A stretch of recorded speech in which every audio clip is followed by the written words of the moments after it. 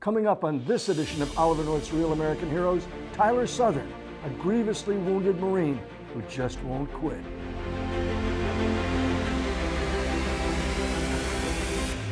Welcome to another edition of Real American Heroes, brought to you by Fidelis Media. I'm Oliver North. Our Real American hero today is Tyler Southern. Tyler grew up in Jacksonville, Florida, joined the Marines at 17, served as a rifleman 0311, my original MOS, by the way. He served in Iraq and Afghanistan and was wounded in action, resulting in 3 amputations. He's now the father of 2 and travels our nation in support of veterans' charities. Tyler, tell me why you joined the Marines. Let's start with that. I grew up in a big Navy family. Almost every of-age male was in the Navy growing up. And my oldest brother wanted to be our father really bad, so he joined the Navy right out of high school. And senior year of high school, I just decided that I didn't really want to take that same beaten path. Didn't really want anyone to be able to talk any trash at Thanksgiving. So I joined the Marines. And, it was more of a wanting to pave my own way sort of thing. And my dad was a recruiter in the Navy for 11 years. So he didn't like it very much, but. So who signed, you enlisted at 17? Yes, sir, I did. So who signed the papers? My parents. It took a while for them to finally get with the program on it. A couple of knockdown, drag out fights, and eventually they signed up everything so I could leave before I turned 18, because I was going to sign up and go at the end of the summer if they didn't right after graduation. So from I made up my mind. From Jacksonville to Parris Island at 17. Yes. Where to from there? From there, I was stationed at Camp Lejeune for the 3 years I was active duty. And I apologize, I was a mortarman by trade, but operated as an 11 in both countries because they didn't need us. Carrying a 60 millimeter base plate or an 81 millimeter base plate's a little heavier than just wearing a flak and a helmet. Yeah. It is. It's no joke. You're absolutely correct, sir. You got it. Been there, done that, buddy. Oh, yeah. So where were you when you were wounded? We were in Musa Kala, Nowzad district, southern Afghanistan. Ugly country. The night skies are pretty spectacular because of no light pollution. If we got to pick things that are okay about it, sunrises, sunsets, and night skies were pretty rad. and a lot of firing at night, too. So, yes, sir. An improvised explosive device. Yes, sir. So we were on a dismounted patrol. We were 8 kilometers out from our patrol base. We were told there were up to 6 Taliban held up in this compound. So we were, I took my team around the far end of the compound that no one could see at the time. And we all either missed the first one on the front corner or it didn't go off properly. And then turkey peeking the doorway to get into the compound, I stepped on 10 pounds of homemade explosives, 6 inches straight down with my right foot. And pressure plate, or was it command? Yes, sir. Yeah. No, victim operated pressure plate IEDs, sir. It was unpleasant to say the least. So you got medevac from right there at the site, or did they have to move you to a safer place for the LZ? My squad leader called in the 9-line faster than a hiccup, and one that was on its way for torn ligaments in an ankle got rerouted to me. And I was my corpsman's first combat incident. Really? And happened to be, as far as I know, I'm the first American triple to survive Afghanistan. Was anybody else wounded by that thing? Nobody, sir. That's the best part of all of it. I was the only one who got a scratch. When from there to a field hospital? Yes, sir. Airlifted from there to Bastion, then Bagram, onto Landstuhl, and then from Landstuhl to Bethesda, which all took 4 days. When you were, did they do any surgery at Landstuhl? By the time I got to Landstuhl, I'd already had the thoracotomy where they had to hack open my chest and restart my heart and all that good stuff. Yeah. They clamped my aorta near my pelvic bone, and then they clamped it through the thoracotomy as well. The former Sergeant Major of the Marine Corps, Michael P. Barrett, was actually in the OR when he was the MEF Sergeant Major and has literally seen my heart. The heart of a Marine. How long were you in recuperation and rehab? So I was in a medically induced coma for 2 weeks. I woke up it happened May 5th of 2010. I woke up on the 18th to my family telling me what happened.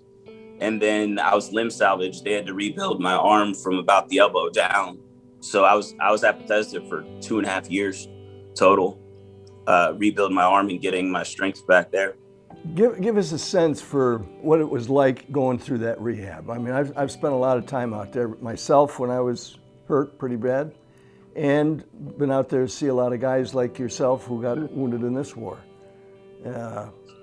It's not easy. My support system was really spectacular. I didn't really have the opportunity to get into the, woe is me, who could love this or any of that kind of stuff. The hardest part was just nothing went fast enough for me. When I first woke up, time was real funny. I kept thinking it had been a week when it only been a day and things like that. So I wanted staples out. I wanted hoses out. I wanted lines out. We got to wait a little while longer. We got to wait a little out. That opening ICU stuff where I was just a potato in a bed for 5-6 weeks, being fed through my nose for the first couple, and then someone cutting up my food and feeding it to me like a child for a while there. Eventually the physical therapist came to the room and I was able to sit up in bed and start doing things that worked towards building my strength back up. And I never felt so tall in my life when I sat up in that bed for the first time. And then it was just how my family raised me. It was just, all right, what now? What next? Let's go. And I wanted to start working on prosthetics right away. I wanted to start getting stronger right away. The fact that none of it happened faster, I guess, would have probably been the hardest part for me there. I know that you've got 2 lovely kids. Tell me how you met your wife. We were friends in high school. She was a serial monogamist and I was not. Kind of kept in touch after high school, but after I was injured, she wrote me a letter while I was in the ICU, and it was a really big deal for me. It was like a 2-3 page thing.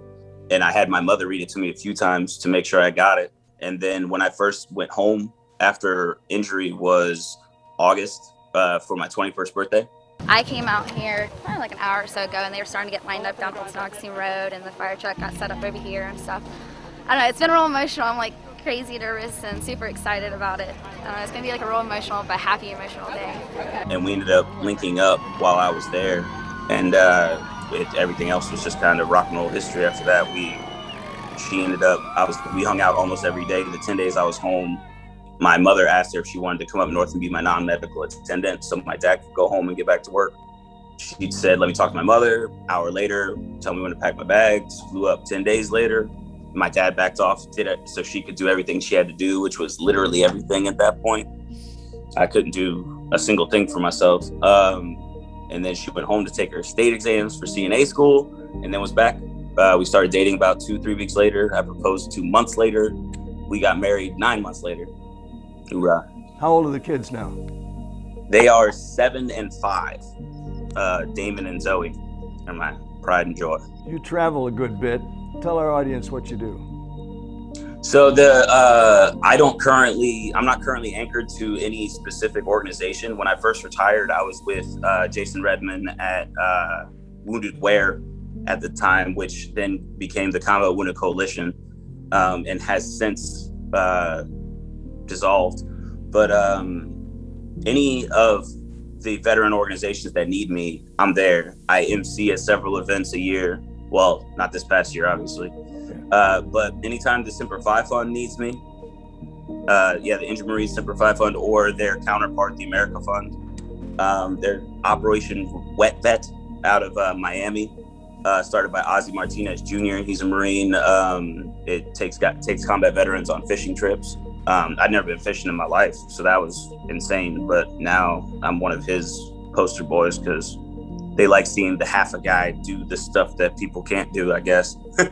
And then I work out at a CrossFit gym, and I do a lot of the stuff for their publicity. But a friend of mine who's a physical therapist, we are starting a nonprofit called the Southern Phoenix, which will basically give amputees access to a gym with adaptive equipment and physical therapy for free and things like that. And we're really excited. We've opened up for donations and all that, and we're currently at that stage. I want to motivate the masses. I want to raise my children to be good people. I want to honor the fallen. And at the end of the day, if I get to do those things, I'll be very happy.